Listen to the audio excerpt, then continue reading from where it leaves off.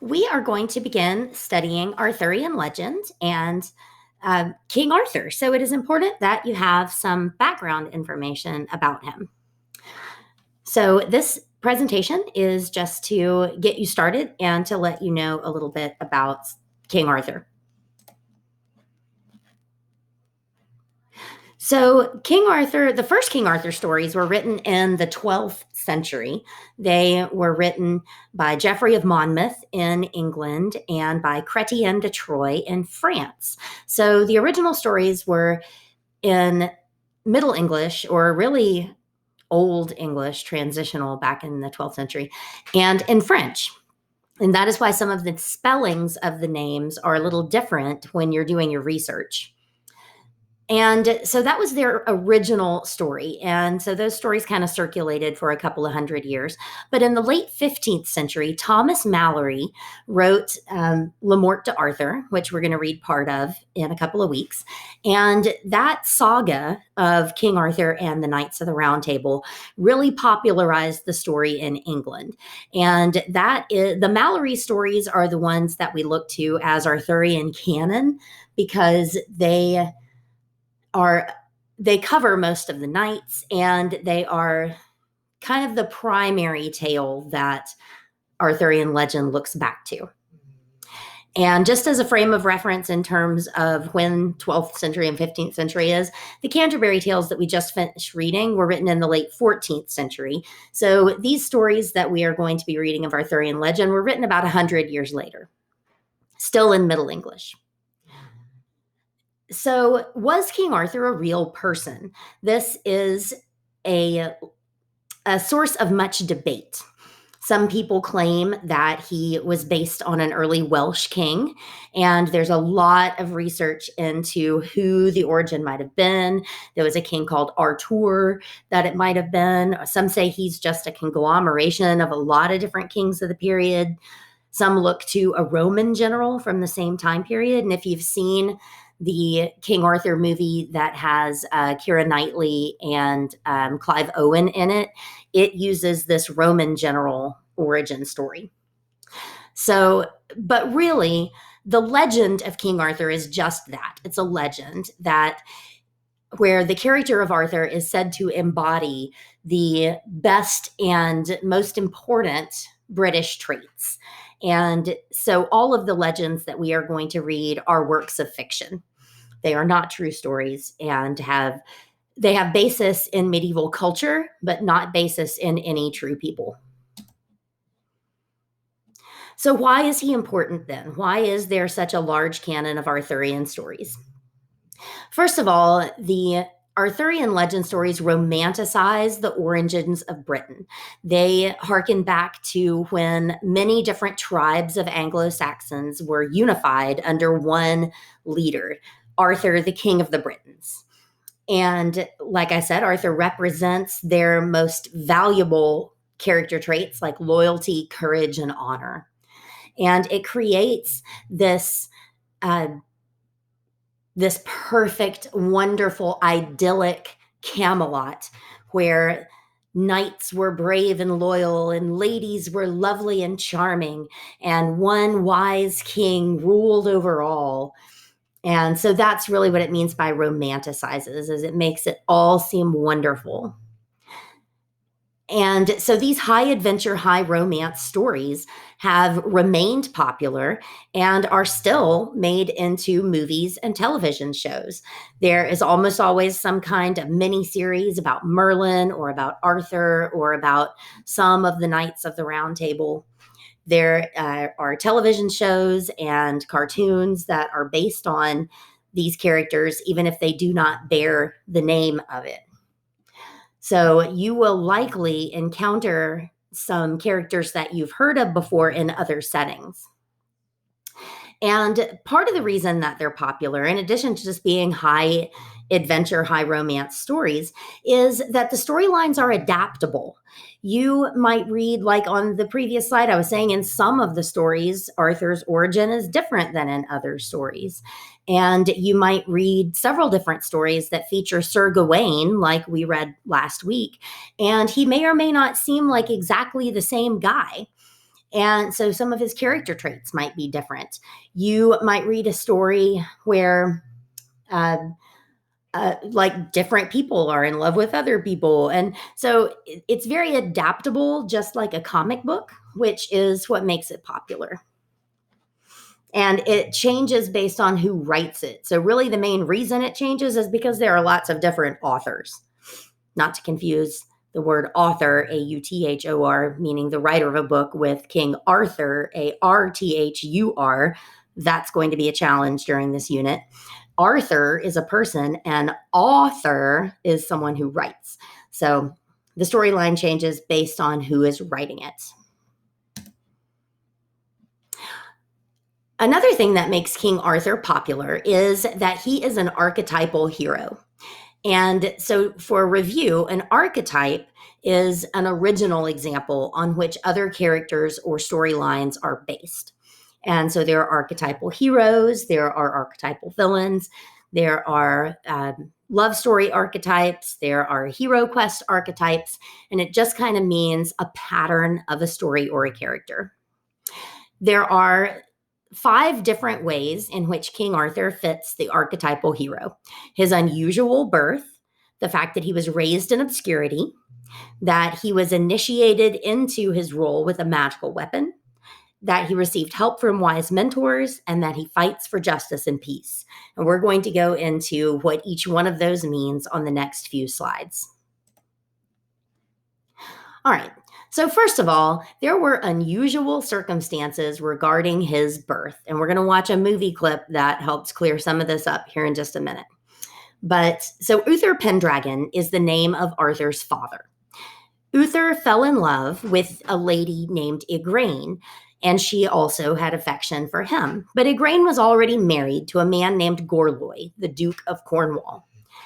And so Gorloy had sent Igraine away to Tintagel, this is a picture of the ruins of Tintagel Castle, which was an actual place. And he was trying to protect her there. But Uther asked Merlin the wizard to transform him to look like the Duke of Cornwall. So when the Duke rode up to the gates of Tintagel, of course the guards let him in because he looked just like their lord. And in this way, Uther was able to get into the castle and get to Igraine. And while disguised as her husband, Uther got Igraine pregnant with Arthur. And so Arthur was conceived in this bizarre way that included magic. Here is a clip that will help explain that.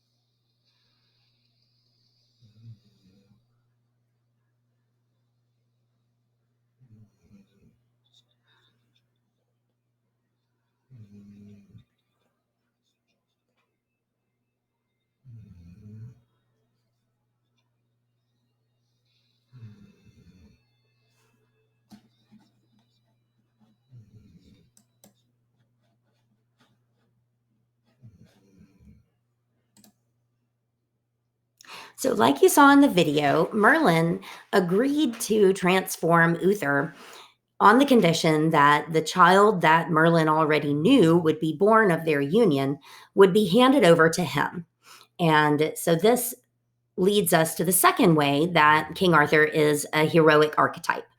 He is King Arthur is raised in obscurity away from the court of his father.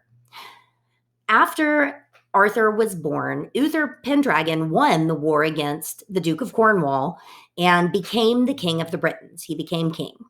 He also, after Cornwall was dead, married Igraine, but they had no other children together. Merlin, meanwhile, took Arthur away from the court, and his reason for doing that was to raise Arthur with humility, so that he did not know that he was a prince. He did not know that his father was a king. And in that way, he hoped to teach him goodness, loyalty, and justice. And so, in that way, Arthur grew up without knowing that his father was the King of England and that he himself would one day become king. In some of the tales, Arthur is raised by a retired knight named Sir Ector. In some of them, Merlin raises him himself. But ultimately, it is important to know that Arthur does not know that his father is the king. And kind of the point there is that it enables him to grow up as a normal kid and not a royal kid. So then many years later, however many years depends on which tale you're reading, Uther dies. And since he and Igraine did not have any other children, there is not a clear heir to the throne. Therefore, all the lords of the land fight over who has the right to rule, and England is plunged into several years of warfare. In order to protect the kingdom from an unfit leader, Merlin magically inserts a sword into a stone, like you see here. And the sword cannot be removed except for by the true King of England. There's an inscription on it that says only the true king will be able to remove this sword. And although many tried, none of the knights or lords could remove it. And so after a while, people quit trying and they just continued to do war for dominance. Then, many years later, or when Arthur comes of age, depending on the story that you're reading, Arthur is in a situation where he either discovers the sword by accident or obtains the right to try to pull the sword from the stone. And when he does it, he proves that he is the rightful heir to the throne of England, and he becomes king of the Britons. And because many others have tried, the lords acknowledge that Arthur is the one who is meant to be king. In this clip that we are about to watch, which is from the Disney version, The Sword and the Stone, they depict Arthur as a small child still, when, or a, kind of a, I don't know, he might be 10 when he discovers the sword and pulls it out by accident. The setup for this is that there is a jousting contest being held, and the winner of the jousting contest gets to try to pull the sword from the stone. It's an annual event in this version of the tale. Also in the Disney version, they don't even call the child Arthur. They call him Wart. That's his nickname. And you will see Sir Kay, who is the knight that has raised Arthur.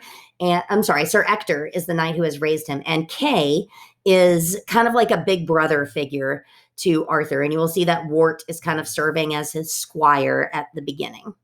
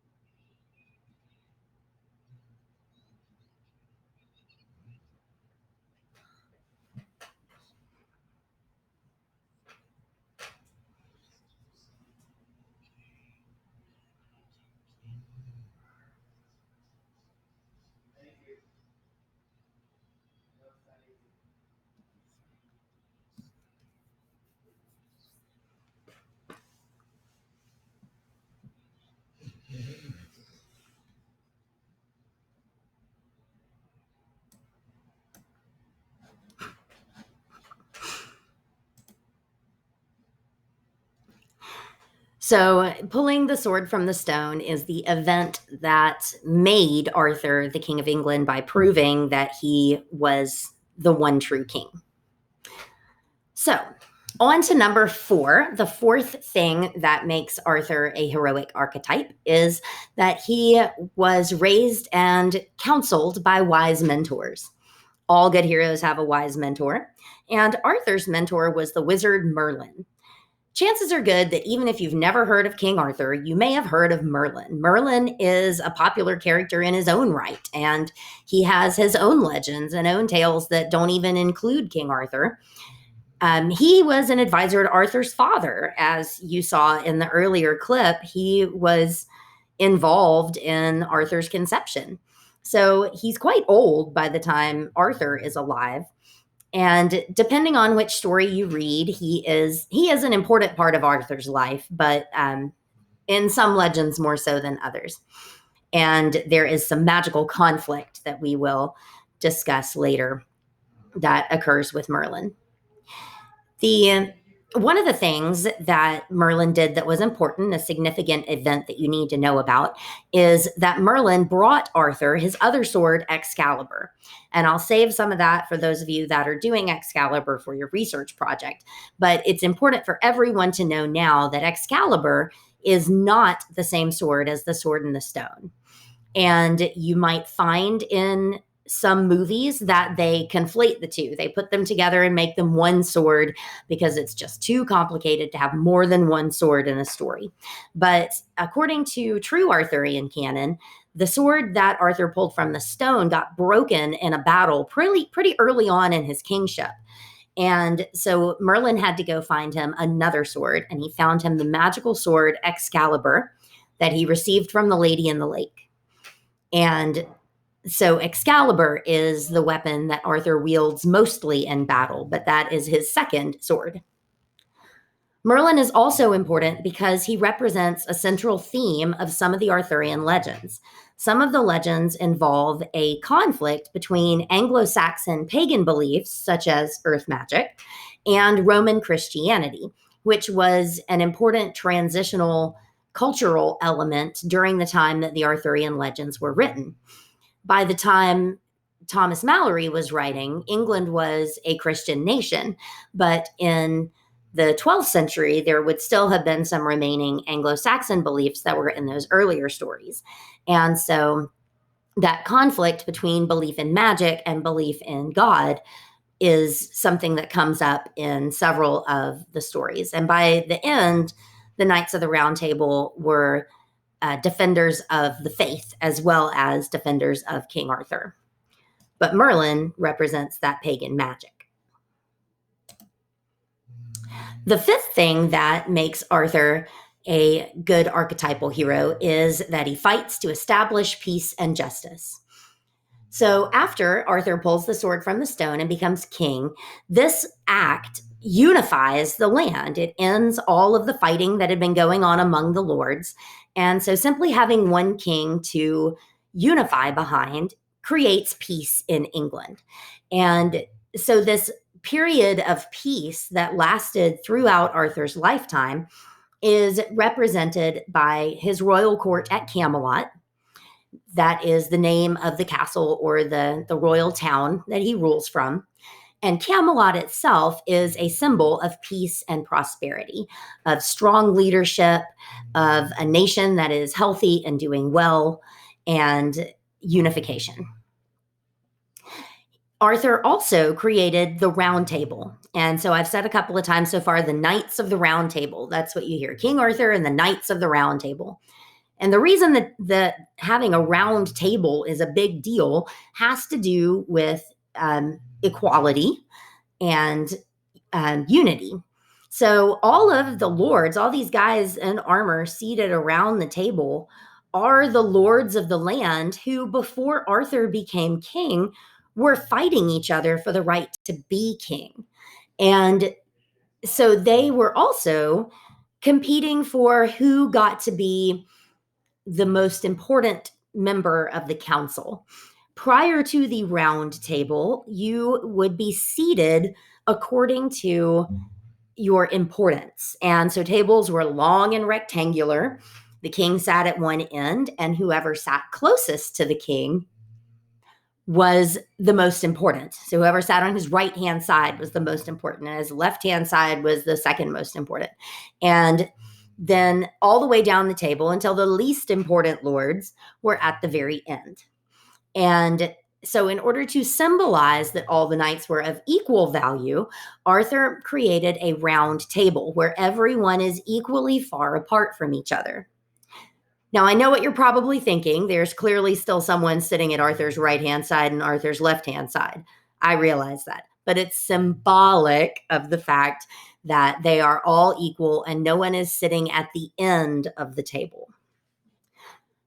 So the Knights of the Round Table then began to, they supported each other like brothers, and they pledged their lives to protect King Arthur. And that's why in the story of Dame Ragnell that we read, Gawain so readily stands up and says, well, I'll marry her, King Arthur. Of course I'll do that to save your life, because that was the number one goal of a knight, was to protect his king. And they also pledged loyalty to each other. And so the Knights of the Round Table were all loyally, equally pledged to each other into a common goal. And bringing all the lords together in that way created peace in the nation. Some of the important themes that we will note in Arthurian legend, first of all, the hero quest. A knight is challenged, he has to do battle and rescue someone in need sometimes, and then he is rewarded. The first story that we are going to start reading this week features a hero quest. Loyalty and chivalry are also important, and we will talk more about the code of chivalry and exactly what is involved in that. We will also talk more about courtly love, although I mentioned some of it when we read The Wife of Bath's Tale and talked about how women would send men on quests and the woman was kind of in charge of that flirtatious relationship. Love stories were a big part of Arthurian legend, and there are several famous couples from Arthurian legend, but perhaps the most well-known is the love triangle between King Arthur, his wife Guinevere, and his best knight, Sir Lancelot. I won't go into a lot of the details because I want to save some of that for the people doing their research on these people, but I just want to mention that King Arthur was married to Guinevere, but their marriage was more of an arrangement. They were very good friends and they loved each other a lot, but it was not a passionate romantic love. Lancelot was King Arthur's best knight and best friend. And so Lancelot was loyal to Arthur and had sworn an oath of loyalty to Arthur. So these two had a bond of marriage, and these two had a bond through the code of chivalry. But Guinevere and Lancelot developed a love for each other. And at first, it was a platonic love. They knew they couldn't do anything about it. But neither one of them wanted to betray Arthur. But then there came a time when Lancelot had to go on a quest to rescue Guinevere. And at some point in the process, they crossed the line of courtly love and consummated their affair sexually and fell in romantic love with one another. And this tragic love triangle created a rift in the Knights of the Round Table that leads to the climactic end of the tales that we will read in a couple of weeks. So I'm sure we will revisit this love triangle at that time. So now that we've talked some about the archetypal hero, you may have been thinking as we went through these that it sounded kind of familiar, and this is why. The archetypal hero is an archetype. It's a pattern that still gets used over and over again in the creation of well-known heroes. And so if some of these things reminded you of Harry Potter, Luke Skywalker, Rey from the new Star Wars movies, of Katniss, of Neo from The Matrix, or even Dorothy from The Wizard of Oz, all of these characters fit that heroic archetype. Let's just think about some of the ways how. Mysterious birth. Rey doesn't know who her parents are. Luke is raised by an aunt and uncle and doesn't know what became of his parents. Harry Potter was, his parents were killed and he was marked by, he survived. He was the boy who lived when he was attacked as a baby. Number 2, raised in obscurity. Like I said, Luke, raised far away from the Empire by his aunt and uncle. Rey is an orphan and is abandoned by her parents and has to live on her own. Harry Potter left with the Muggles and gets raised far from who he is supposed to be.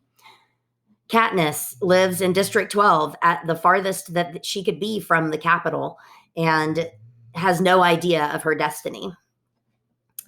Number 3, they have a initiation involving a magical weapon. Rey learns to use a lightsaber, magic wand, crossbow, lightsaber. Wise mentors. Obi-Wan Kenobi, Haymitch, Dumbledore. Rey's mentor, well, I guess ultimately Luke becomes her mentor.